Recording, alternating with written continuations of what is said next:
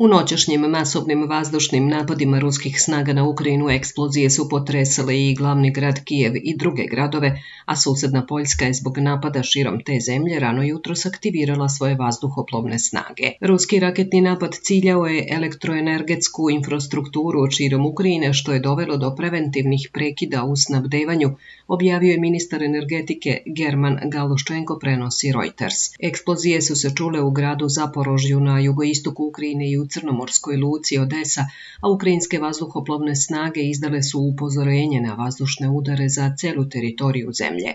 Stanovnicima je upućen poziv da se sklone jer veliki broj projektila, uključujući različite vrste krstarećih projektila, leti kroz ukrajinski vazdušni prostor. U toku je još jedan masovni napad na elektroenergetski sistem, objavio je Galuščenko na Telegramu.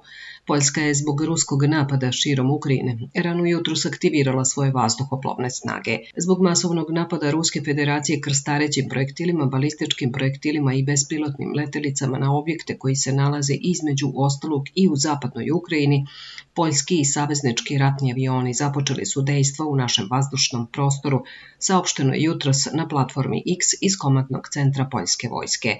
U saopštenju se dodaje da su aktivirane sve raspoložive snage i sredstva kojima raspolaže poljska vojska, kao i da su podignuti dežurni borbeni avioni, a protivvazdušna odbrana i radarski izviđački sistemi su u pripravnosti najvišeg stepena, prenosi Tanjug.